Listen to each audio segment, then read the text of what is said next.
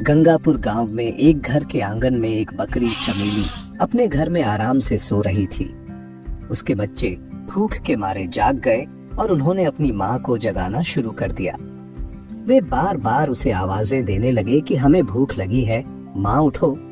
चमेली को यह बिल्कुल अच्छा नहीं लगा कि उसे इतनी सुबह जगाया जा रहा है और उसकी नींद खराब की जा रही है।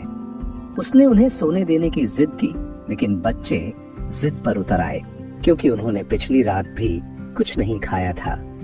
चमेली को अनचाहे ही उठना पड़ा। वह बड़बड़ाती हुई कहने लगी कि ये बच्चे उसे चैन से सोने भी नहीं देते। जब उसने बच्चों से पूछा कि कल लाया हुआ खाना कहाँ गया, तो बच्चों ने जवाब दिया कि वे खा चुके हैं। यह सुनकर चमेली को गुस्सा आया और कहने लगी कि तुम्हारे पेट तो जैसे कुएं हैं, जितना लाती हूँ सब खा जाते हो। आखिरकार चमेली मजबूर होकर खेत में खाने की तलाश में निकल पड़ी। वह सोचती जा रही थी कि इन बच्चों ने तो नाक में दम कर रखा है, इन्हें क्या पता कि खाना लाने में कितनी मेहनत लगती है। चमेली एक कामचोर और सुस्त बकरी थी। उसे दिन भर सिर्फ सोना पसंद था। पिछली बार जैसे तैसे जंगल से खाना मिल गया था, लेकिन अब वहाँ के जानवर उसे कुछ देने को तैयार नहीं थे। वह सोचने लगी कि अब खाना कहाँ से लाए। इतने में उसे दूर एक बड़ा सा बाग नजर आया जिसमें बहुत सारे फलों के पेड़ थे। वह खुश हो गई और सोचने लगी कि चलो यहीं से कुछ फल ले लेती हूँ। जैसे ही वह फल तोड़ने के लिए आगे बढ़ी, एक बैल ने उसे रोक लिया। बैल ने उसे बताया कि ये फल खैरात में नहीं मिलते और अगर फल चाहिए तो कीमत देनी पड़ेगी। चमेली के पास पैसे नहीं थे। उसने बैल से रहम की अपील की और अपनी हालत बताई। बैल को उस पर तरस आया और उसने शर्त रखी कि अगर चमेली रोज बाग में पानी दे और रखवाली करे तो वह उसे रोज खाना दे सकता है। मगर चमेली ने काम करने से इनकार कर दिया और वहां से चली गई। आगे जाकर उसके पैर चलते चलते दुखने लगे। वह थक चुकी थी और कहने लगी कि थोड़े से खाने के लिए कितना चलना पड़ता है। इतने में उसे दूर एक इंसान का घर नजर आया जहाँ दो बकरियां आंगन में खड़ी घास खा रही थीं। चमेली ने सोचा कि ये मेरी ही जात की बकरियां होंगी, ये जरूर कुछ खाने को देंगी। वह उनके पास पहुंची, मगर वहां भी उसे साफ जवाब मिला कि यहाँ मुफ्त में खाना नहीं मिलता।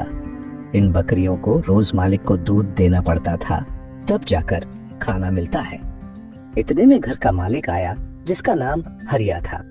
उसने चमेली से पूछा कि वह कहाँ से आई है। चमेली ने बताया कि उसके बच्चे भूखे हैं, उसे खाने की जरूरत है। हरिया ने भी शर्त रखी कि अगर वह दूध दे तो रोज अच्छा खाना देगा, मगर चमेली ने इनकार कर दिया और वहां से भी चलती बनी। थोड़ा आगे जाकर चमेली को एक खेत नजर आया जो खाली था और वहां बहुत सारी फसलें थीं। चमेली ने सोचा कि यहाँ से तो मुफ्त का खाना मिल जाएगा। उसने मौके का फायदा उठाया और खूब पेट भर के खाया और अपने बच्चों के लिए भी बहुत सारी फसल तोड़ ली। खाने के बाद वह एक पेड़ के नीचे सो गई। कुछ देर बाद खेत का मालिक चमन आया। उसने देखा कि उसकी फसल किसी ने तोड़ी है। वह गुस्से से चमेली को पेड़ से बांध देता है और इल्जाम लगाता है कि उसने चोरी की है। चमेली रहम की अपील करती है, मगर चमन का दिल नहीं पसीजता।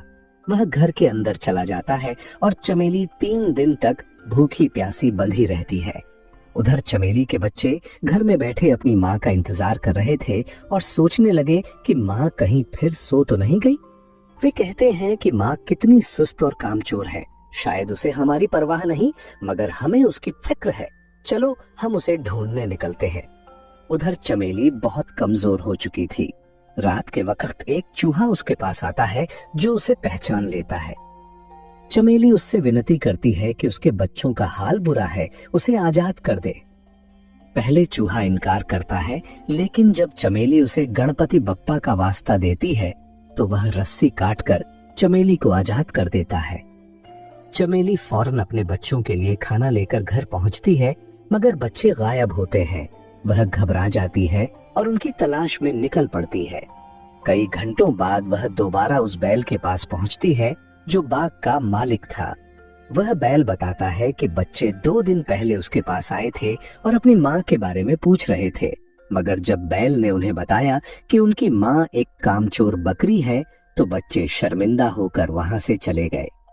चमेली रोती हुई बच्चों की तलाश में हर तरफ भटकती है और चलते चलते हरिया के घर पहुंचती है। हरिया उसे पहचान लेता है और पूछता है कि वह फिर चोरी करने आई है। चमेली बताती है कि वह सिर्फ अपने बच्चों की तलाश में आई है। हरिया बताता है कि वे तीनों बच्चे उसके पास भूखे प्यासे आए थे और उसने उन्हें खाना खिलाकर रुखसत किया।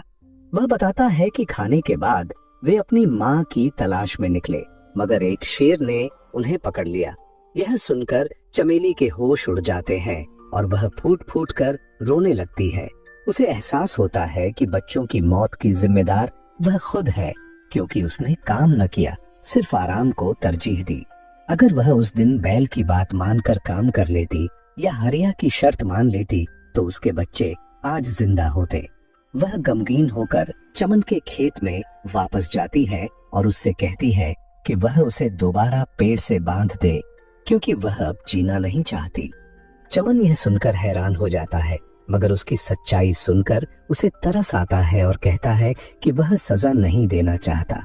चमेली कहती है कि अगर सजा नहीं दी जाएगी तो वह खुद ही कहीं जाकर मर जाएगी। इतने में पीछे से बच्चों की आवाज आती है।